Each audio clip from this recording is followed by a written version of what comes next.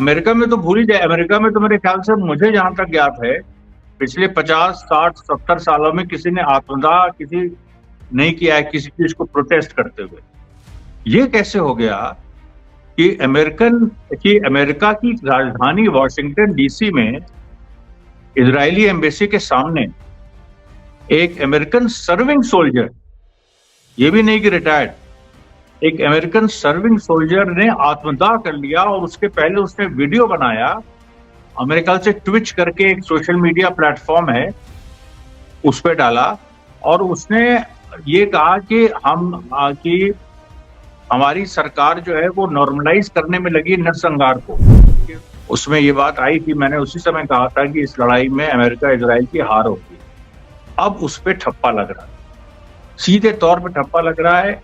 और अब इससे बड़ी बात क्या हो सकती है कि मॉस्को के डायरेक्शन में महमूद अब्बास को रिजाइन करना पड़ा। एक नए किस्म का जाल दुनिया में, और जो बहुत दिनों से मतलब सिचुएशन पक रही थी सतह के अंदर, जैसे हम लोग जानते थे बहुत पहले से, आज से नहीं करीब 2-3 साल से, कि सोवियत रूस में फिर से कम्युनिस्ट ताकतें लौट रही हैं। कम्युनिस्ट पार्टी वहां की जो है, जो communist party of Soviet union थी, बाद में कम्युनिस्ट पार्टी ऑफ रशिया बनी है, वो अकेली पार्टी है जिसको लीगली एग्जिस्ट करने का अधिकार है, और वो लड़ती भी है इलेक्शन, सेकंड पोल करती है। लेकिन अब तो ये हो रहा है कि जो प्यूटिन सरकार है, प्यूटिन सरकार की जो सेना है, वो अब ये रशिया का जो सिस्टम है वो पूरी तरह से कम्युनिस्टों को हैंड ओवर करने जा रहा है पावर। ये वहां स्थिति है। और इधर जो है अमेरिका की हार हो रही है, और उसकी हार का सबसे बड़ी जो जमीन है वो ये बनी है, आपका जो मतलब गाजा में जो उसकी हार हुई है, फिलिस्तीन में जो उसकी हार हुई है, वो ये बनी है। ये देखिए साफ सिचुएशन है दुनिया की। बोलता हिंदुस्तान पे तमाम दर्शकों का स्वागत है। देश भारत और उसके इर्द गिर्द तमाम देश, पूरी दुनिया ये नजर बनाए हुए है कि गाजा में क्या हो रहा है, और गाजा के इर्द गिर्द पूरी दुनिया की सियासत किस तरह से बदल रही है, इस पर भी सबकी नजर है। हमारे साथ अमरीश जी हैं, जिससे हम चर्चा करेंगे। अमरीश जी, स्वागत है बोलता हिंदुस्तान पर। धन्यवाद बहुत। अमरीश जी, ये हो क्या रहा है पॉलिटिकली? फिलिस्तीन से इस्तीफों की खबरें आ रही हैं, और फिर इस बीच ये तमाम जंग का माहौल, क्या लग रहा है, क्या कुछ इसके पीछे की रणनीति आपको दिख रही है? नहीं, और एक और बड़ी खबर जो एक अमेरिकन सोल्जर ने जी इजरायली एम्बेसी के सामने अमेरिका में वॉशिंगटन में जी आत्मदाह किया, और आत्मदाह कर जब वो जल रहा था तो वो फ्री पैलेस्टाइन चिल्ला रहा था। तो अब आप ये बताइए कि जो पूरी सिचुएशन है, अच्छा वो जो आप बता रहे हैं कि जो महमूद अब्बास का रिजिग्नेशन जी, जो पैलेस्टीनियन अथॉरिटी का, जी, अब आप इन दोनों घटनाओं को जोड़िए। ठीक। महमूद अब्बास क्या है? महमूद अब्बास अमेरिका के सबसे बड़े ट्रम्प कार्ड हैं फिलिस्तीन में। इजराइल के भी वो ट्रम्प कार्ड रहे हैं फिलिस्तीन में। और अमेरिका ने जो डे आफ्टर प्लान बनाया, डे आफ्टर मतलब कि अगर जब इजराइल जीत जाएगा, वो अलग बात है कि इजराइल जीत नहीं रहा है, लेकिन जो काल्पनिक दुनिया इजराइल और अमेरिका की है, उसमें जो उन्होंने एक डे आफ्टर सिनारियो बनाया है, उसमें महमूद अब्बास का बहुत महत्वपूर्ण रोल था। क्योंकि अंततः अमेरिका ने कहा था कि एक बार जब हमास खत्म हो जाएगा गाजा से, तो महमूद अब्बास को हम सत्ता देंगे गाजा में। एक तरह से इजराइल का भी अपना कहीं ना कहीं इसका, इजराइल कहना था नहीं उनको नहीं देंगे, हम खुद शासन करेंगे कुछ साल, और फिर बाद में देखा जाएगा कि कैसे फिलिस्तीनियों को सत्ता वापस दी जाए। लेकिन अमेरिका का तो ये मेन एक कार्ड था ना, और अमेरिका और वो महमूद अब्बास रिजाइन कर रहा है।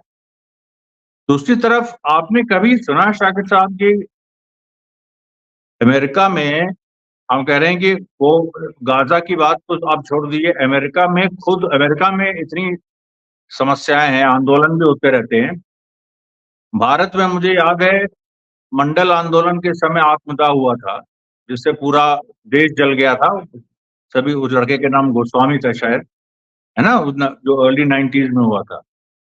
भारत में भी आत्मदाह रह रही, मतलब अब आत्मदाह कहाँ, मतलब उस तरह से आंदोलनों में आत्मदाह कहाँ लोग करते। अमेरिका में तो भूल ही जाए, अमेरिका में तो मेरे ख्याल से, मुझे जहां तक ज्ञात है, पिछले 50, 60, 70 सालों में किसी ने आत्मदाह किसी नहीं किया है किसी चीज को प्रोटेस्ट करते हुए। ये कैसे हो गया कि अमेरिका की राजधानी वॉशिंगटन डीसी में इजरायली एम्बेसी के सामने एक अमेरिकन सर्विंग सोल्जर, ये भी नहीं कि रिटायर्ड, एक अमेरिकन सर्विंग सोल्जर ने आत्मदाह कर लिया, और उसके पहले उसने वीडियो बनाया। मेरे ख्याल से ट्विच करके एक सोशल मीडिया प्लेटफॉर्म है, उस पर डाला, और उसने ये कहा कि हमारी सरकार जो है वो नॉर्मलाइज करने में लगी नरसंहार को, कि नरसंहार का सामान्यकरण कर रही है, कि वो बहुत सामान्य बात है। मैं ये नहीं देख सकता, मैं इसका हिस्सा नहीं बन सकता। और उसने अपने को आग लगाई, और उसने कहा कि फिलिस्तीन आजाद हो, फ्री पैलेस्टाइन, और वो जलने लगा। उसके बाद उसकी आग बुझाई गई। उसके बाद अभी तक अमेरिका अपने को डेमोक्रेसी कहता है, अभी तक कोई अता पता नहीं है। उसका नाम पता है आपको? उसकी रैंक क्या थी पता है? जिंदा है कि मर गया है पता है? सब लोग, आप देखिए न्यूयॉर्क टाइम्स, वॉशिंगटन पोस्ट, जिसमें भारत के तथाकथित उदारवादी कॉलम्स लिखते हैं, ये सारे अखबार चुप हैं। क्यों चुप है? ये एक सवाल जनता को पूछना चाहिए कि भाई, इतनी बड़ी घटना हो गई गाजा के सवाल पे, वहां के नरसंहार से पीड़ित होके एक अमेरिकन ने अपने को जला लिया। इतनी बड़ी ये घटना है कि आप, मतलब बहुत ही ज्यादा, हम जिसको कहें कि जब बिल्कुल सेंसिटिविटी खत्म हो जाती है, मर जाती है, वो भी हम क्या कहें, मतलब एक अजीब तरह के एक दौर में है हम लोग, जहां पर जो चीज सच है और जो चीज जज्बातों, लोगों के जज्बात हैं, उनको उनको नजरअंदाज किया जा रहा है। राजनीति बिल्कुल जज्बात के लिए कोई जगह नहीं छोड़ रही है। और जो एक अंतर्राष्ट्रीय वित्तीय पूंजी है और उसका जो हित है, उसके आगे वो कुछ नहीं देख रही। उसके पीछे उसको इंसान तो है ही नहीं, जज्बात भी पूरी तरह से उसने खत्म कर दी है। अब आप ये देखिए, अच्छा, दूसरी तरफ आप देखिए कि महमूद अब्बास का जो रेजिग्नेशन हुआ है, जो अमेरिका का ट्रम्प कार्ड था, उस रेजिग्नेशन के बाद क्या हो रहा है? उस रेजिग्नेशन के बाद पैलेस्टीनियन फैक्शंस की मॉस्को में मीटिंग हो रही है। मॉस्को, रशिया वो देश है जिसपे अमेरिकन सैंक्शंस लगे हुए हैं। रशिया के तेल को नेटो कंट्रीज नहीं खरीद सकती हैं, और जो रशिया के एलाइज, और भारत पे भी इतना प्रेशर डाला था, हालांकि भारत तो उस प्रेशर में आया नहीं, लेकिन डाला था। और इतने सारे और सैंक्शन रशिया के ऊपर हैं, और ये एक पूरा माहौल वेस्टर्न मीडिया में बनाया गया कि रशिया बड़ी समस्याओं में है, दिक्कतों में है। अभी उनका एक ऑपोजिशन लीडर, वो उसकी डेथ हो गई, तो उस पे पूरा हुआ कि रशिया में तो जनता बहुत नाराज है, सड़कों पे आ गई, जबकि ऐसा कुछ नहीं था।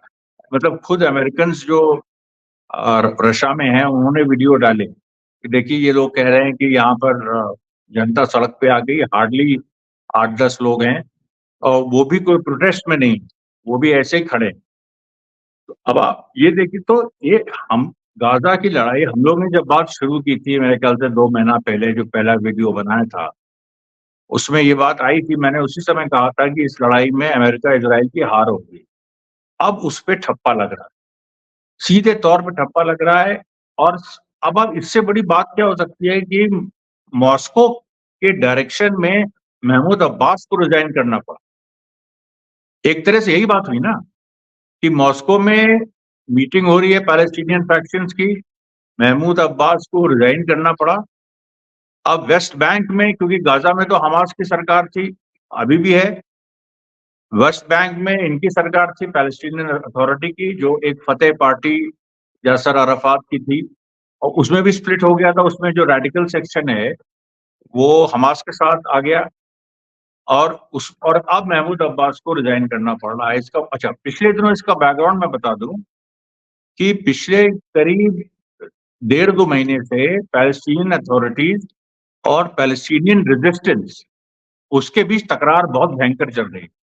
इतनी ज्यादा कि कई एलिगेशन हैं कि पैलेस्टीनियन अथॉरिटी के गुंडों ने अमेरिका और इजराइल के इशारे पे कि कहीं वेस्ट बैंक भी गाजा ना बन जाए, उन्होंने कई लोगों को उठा लिया, खासतौर पे पैलेस्टीनियन रेजिस्टेंस के लोगों को, उनको जो पैलेस्टीनियन अथॉरिटी की जेल है वहां पर रखा, उनको टॉर्चर किया गया। एक को तो शायद मेरे ख्याल से असैसिनेशन हो गया।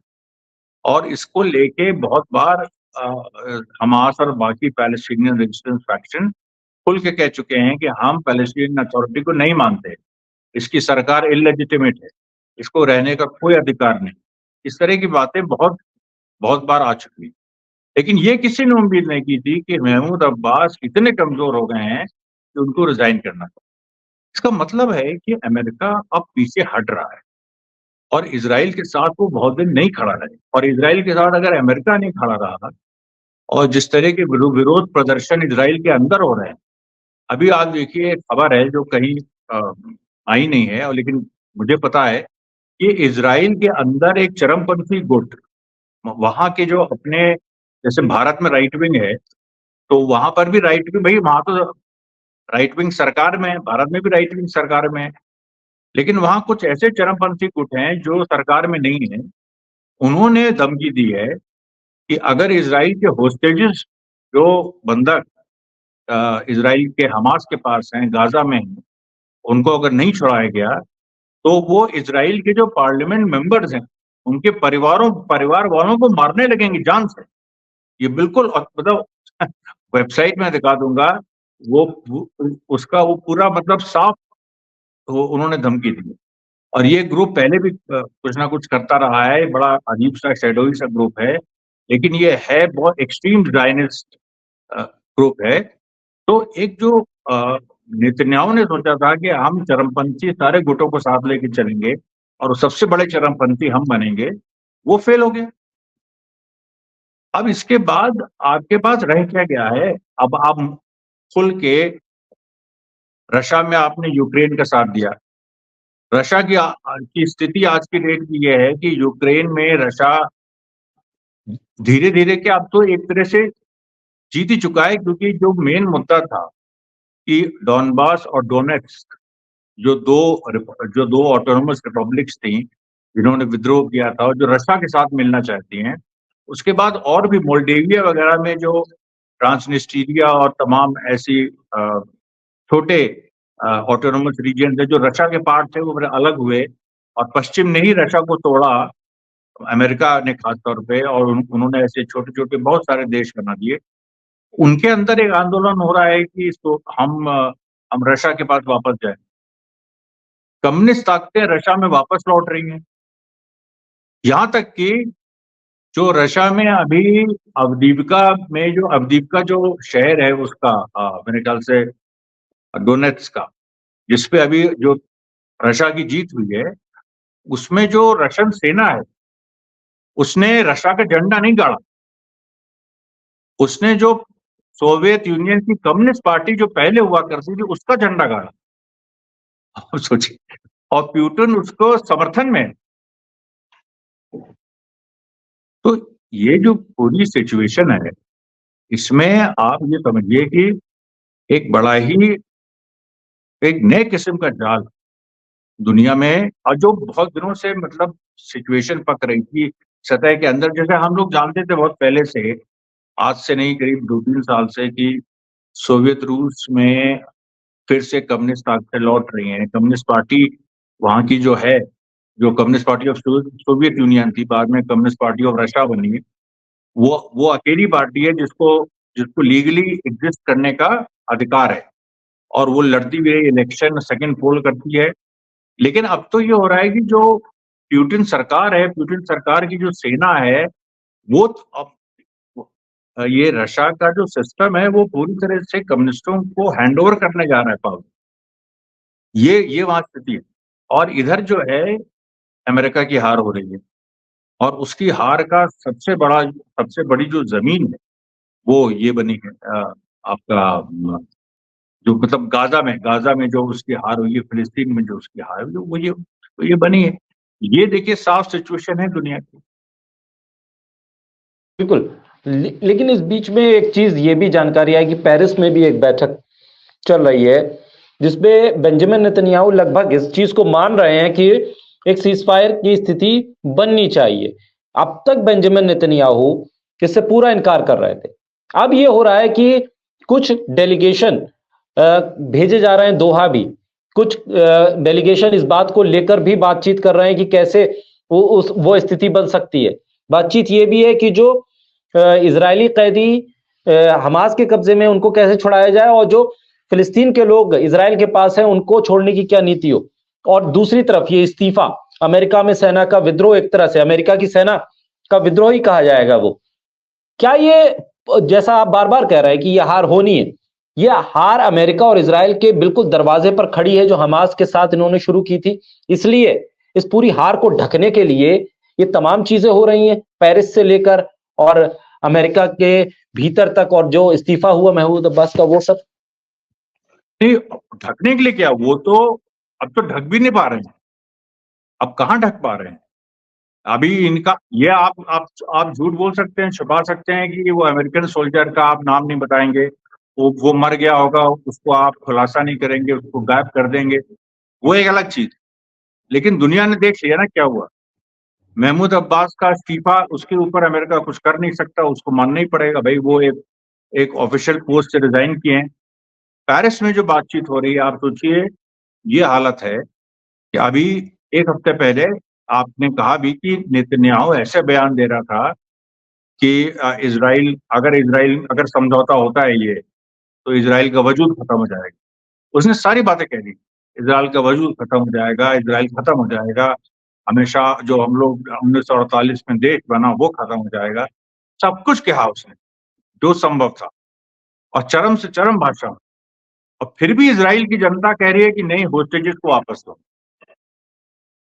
और बल्कि वहां जैसे मैंने बताया, धमकियां दी जा रही हैं कि अगर नहीं लाए, और इजराइल एक्सट्रीमिस्ट सोसाइटी है, क्योंकि इन लोगों ने खुद चरमपंथियों को पाला है, फिलिस्तीनियों के खिलाफ जहर नफरत इतनी भर दी है। और अब उनको जब देख रहे हैं कि वहां वो हार रहे हैं, कुछ कर नहीं सकते, तो वो तो होता ना कि वो जो ड्रैगन है वो अपने ही घर में स्ट्राइक करता है, तो वो कहाँ जाएंगे। वो तो अपने ही लोगों को बात, तो वो आप मेंबर ऑफ पार्लियामेंट जो है उनको उठाने की बात कर रहे हैं, उनको जान से मारने की बात कर रहे हैं। तो ये लड़ाई तो देखिए अब ये छुपी बात नहीं रह गई, अभी खुल के सामने आ गई कि अमेरिका और इजराइल अलग है। दूसरी बात जो है कि जो पेरिस में बात हो रही है, इसमें इजराइल झुका है, ये सही बात है। अभी जो क्योंकि हमास ने दो कंडीशन लगा दी। एक तो उसने ये कह दिया कि पूरी तरह से कंप्लीट विड्रॉल हो इजरायली सेना का, एक एक ऑलमोस्ट परमानेंट सीज फायर हो, और तीसरी बात कि फिलिस्तीनी कैदी जितना हमास चाह रहा है वो वो रिलीज हो। इजराइल नहीं तय करेगा कितने फिलिस्तीनियों को रिलीज करेगा। अगर हम उसके होस्टेजेस रिलीज करेंगे, अच्छा ये भी हम तय करेंगे, हमास ने कहा कि इजराइल के कितने होस्टेजेस रिलीज होंगे, ये भी हम तय करेंगे। और फिलिस्तीनी कितने वहां से इजराइल रिलीज करेगा, वो भी हम तय करेंगे। ये सारी शर्तें, और इसको नेतन्याहू मानने की कगार पे, उसके सामने कोई चॉइस नहीं है। तो क्या मतलब, क्या क्या उखाड़ लेगा कोई। तो ऐसी सिचुएशन बन गई जी। इन सब के बीच में अभी राफा पे जो हालात हैं, और यूएन और पूरी दुनिया ये कह रही है कि राफा की तरफ अगर इजराइल की फौज बढ़ती है और जिस तरह से पैदल जो सेना है, जमीनी जो लड़ाई है, उसके रास्ते और ज्यादा खुलते हैं और अभी भी हमले छुटपुट हो ही रहे हैं, तो उसको लेकर क्या स्थिति आपको नजर आ रही है कि राफा पर हमले की बात कहकर इजराइल दबाव बनाना चाहता है हमास के ऊपर, या पूरी दुनिया के ऊपर ये दबदबा दिखाना चाहता है कि देखिए दुनिया एक तरफ थी लेकिन इजराइल में बेंजामिन नेतन्याहू ने इजराइल की एक ताकत को दिखाने के लिए ये हमला किया, या इजराइल इतना ताकतवर है इसलिए ये हमला किया? क्या अपनी पब्लिक को, इजराइल के लोगों को समझाने की कोशिश में ये राफा पे हमला करने की तैयारी कर रहे हैं? मैं आपसे फिर कह रहा हूं, राफा कार्ड भी फेल हो गया है, क्योंकि राफा कार्ड उन्होंने बहुत जल्दी चल दिया। 12 फरवरी के आसपास इन्होंने एक फर्जी ऑपरेशन किया जिसमें कहा कि हमने 2 इजरायली बंधकों को छुड़ा लिया है। बाद में ये निकला कि उन्होंने इजराइल की कमांडोज ने नहीं छुड़ाया था, वो एक दूसरी तरह का डील थी और उसमें मतलब जो वो हमास या किसी पैलेस्टीनियन रेजिस्टेंस फैक्शन के पास वो 2 कैदी नहीं थे, बल्कि एक क्लैन के पास थे, एक परिवार के पास थे। उस परिवार को मैनिपुलेट करके इन लोगों ने उसको छुड़ा दिया। उसमें सेना का कोई अभियान ही नहीं है। अब अच्छा, वो क्यों इन्होंने झूठ बोला? क्योंकि उस समय वो 12 फरवरी को 67 सिविलियन राफा में मारे थे। वो एक टेस्ट था कि दुनिया किस रूप में इसको देखेगी। तो दुनिया में हाहाकार मचा। अब अच्छा, अब इन्होंने फिर दूसरा कहा कि रमजान के महीने में हम राफा पे हमला करेंगे। ये सारी चीजें थी कि हमास जो है अपनी कंडीशंस जो हैं ट्रूथ की और सीज फायर की, उसको कम करे और हमास ज्यादा ज्यादा मतलब हमारी शर्तों पे समझौता माने, क्योंकि समझौता तो इजराइल को करना है, उसके बाप नहीं मतलब इससे भाग सकते। लेकिन उनका ये था कि ये सब प्रेशर टैक्टिक्स यूज करके हमास की जो नेगोशिएटिंग ताकत है उसको कम किया जाए। वो संभव ही नहीं हो पाया। अब ये रमजान में कहेंगे, मतलब रमजान में ऐसे कह रहे हैं कि मतलब वहां पर तो बदर की लड़ाई भी रमजान में हुई थी। कितनी सारी ऐसी लड़ाइयां जो हैं वो रमजान में हुई हैं और जो मुस्लिम आर्मीज जीती हैं थ्रू आउट हिस्ट्री। तो इसलिए ये तो कोई बात ही नहीं है कि हम रमजान में हमला करेंगे और वहां पर हम कर लेंगे। आप केवल हमला करने का मतलब है कि सिविलियंस को मारना, और सिविलियंस को मारने की एक लिमिट इजराइल पहुंच चुका है। 1 लाख लोग या तो मारे गए हैं, उसमें करीब 30,000 मारे गए हैं, 70,000 घायल है। कैजुअलिटीज जो है 1 लाख पहुंच गई है। और अमेरिका का यही था कि इससे ज्यादा बढ़ोगे तो उसके बाद हम भी समर्थन नहीं कर पाएंगे। और अमेरिका में अब घटना भी इतनी बड़ी घट गई, वहां की सेना, मतलब आप सोचिए इतनी बुरी सेंसरशिप है, मतलब इतनी इतनी तगड़ी सेंसरशिप है कि वहां पर लिटरली मेरी जो रिपोर्ट है कि कई अमेरिकन कैंप्स में, मिलिट्री कैंप्स में जो अमेरिका के अंदर है, अमेरिका के अंदर, बाहर नहीं, वहां पर बकायदा सैनिकों को बंधक बना के रखा हुआ है। मतलब वहां वहां पर इस खबर को लेके इतनी इतनी ज्यादा उत्तेजना है कि उसको उनको इसको बाय फोर्स रोकना पड़ रहा है। ऐसी स्थिति अमेरिका ने कभी फेस नहीं की अपनी हिस्ट्री में। वियतनाम वॉर में भी फेस नहीं की थी। अब आप सोचिए, तो ये तो इजराइल का कार्ड फेल है। अब एक ही चीज हो सकती है, या तो इजराइल पागल हाथी की तरह बस मारे, और वो मारेगा तो वो मरेगा, क्योंकि उसका उसका अंत और ज्यादा करीब आएगा। और ज्यादा सिविलियंस को तुम मार दो। 5 लाख सिविलियंस राफा में है, तो उनमें से तुम चलो 10,000 को मार दो, 20,000 को मार दो। उसके बाद क्या होगा? इजराइल खत्म होगा, क्योंकि इजराइल ऑलरेडी इतने सारे देश खुल के आ गए हैं कि भाई इजराइल मतलब 2 स्टेट सोल्यूशन के लिए, उसके बाद 1 स्टेट सोल्यूशन हो जाएगा। इजराइल की जरूरत ही नहीं है। अगर वो इस तरह का कार्रवाई करेगा, उसके अंदर विद्रोह होगा। पहले ही इंटरव्यू में जो आपसे हुआ था, मैंने कहा था कि सेना इजराइल की भी विद्रोह कर सकती है, इजराइल के अंदर भी विद्रोह हो सकता है और होगा, और उसी तरफ चीजें बढ़ रही। बिल्कुल सर, आखिर में ये कि जो अब हमले की तमाम चीज़ें चल रही हैं गाज़ा में, राफ़ा के आसपास, अभी किस तरह की स्थिति है जंग को लेकर हमास और इज़राइल की सेना के बीच में? क्या कुछ तनाव है? किस तरह की कैजुअलिटीज़ की खबरें अभी आ रही हैं, या किस तरह से अब हमास आगे की स्ट्रेटजी को देख रहा है? नहीं, फिर से रिपीट करिए। मैं लास्ट मैं ये जानना चाह लास्ट रहा था कि फिलहाल जंग की स्थिति क्या है हमास और इजराइल के बीच, जो अब मौजूदा हालात में राफा भी है और उसके बीच ये तमाम नेगोशिएशन भी चल रही है, जमीन पर क्या चल रहा है इस वक्त?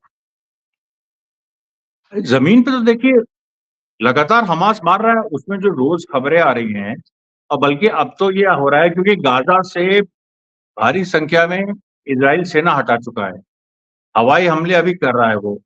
नॉर्थ गाजा में उसने कहा था हमारा कब्जा हो गया, वो झूठा साबित हुआ, बल्कि हमास वहां वापस लौट आया। सेंट्रल गाजा में भी यही स्थिति है। खान यूनिस में इजराइल कह रहा था कि हम वहां सही कर देंगे, उसके बाद वही इजराइल रोज मतलब 10-15 सैनिक मारे जा रहे हैं। और ये लोग छुपा ले रहे हैं, क्योंकि उसमें आप सामने बात आई है कि उसमें ज्यादा भाड़े के सिपाही थे। तो भाड़े के सिपाहियों में आप मतलब उनसे आपने लिखवा लिया होगा पहले, तो पता नहीं किस देश के, कैरिबियन के हैं, कोई कह रहा है कि वेस्ट इंडीज के हैं, कोई कह रहा है अफ्रीका के हैं, छोटे छोटे देशों के। उन लोगों के आपने लिखवा लिया होगा कि भाई तुम मरोगे तो हम तुम्हारा नाम बताने के लिए या तो उसको अपना बताने के लिए हम बाध्य नहीं है। इसीलिए अपनी मौतें, अब देखिए ये राज भी खुल गया कि इजराइल कैसे छुपा ले रहा है अपनी मौतें। क्योंकि अगर मान लीजिए 2,500 3,000 इजरायली सैनिक मारे गए, इजराइल ने ऑफिशियली एक्सेप्ट किया है 572 अभी तक, आज शायद और 4-5 एक्सेप्ट कर ले, तो 572 एक्सेप्ट किया है। तो बाकी उसका मतलब है कि भारी संख्या में मर्सिडीज मारे गए हैं जिनकी संख्या दिखाने की जरूरत ही नहीं है। लेकिन ऐसे हथकंडे कब तक चलेंगे? आप ठीक, ग्राउंड बिल्कुल सही। में अब अपनी फोर्सेस को हटा चुके हैं, मिलिट्रीली ठीक, आप डिफीट खा चुके हैं, अब उसमें ठीक, कोई संदेह तो रहा नहीं है। तो बिल्कुल। इसलिए देखिए, ग्राउंड की जो जंग की स्थिति है उसमें जी, अब साफ है कि हमास जीत गया। ठीक। बहुत शुक्रिया सर, बोलते हैं हिंदुस्तान को वक्त देने के लिए। तो इस जंग पर सटीक एनालिसिस एक लंबे वक्त से बोलते हैं हिंदुस्तान के साथ अमरीश जी कर रहे हैं, आगे भी करते रहेंगे और बातचीत हम आगे भी जारी रखेंगे। आने वाले वक्त में जो तमाम अपडेट्स है आप तक पहुंचाते रहेंगे। अमरीश जी बहुत शुक्रिया आपका। Thank you so much.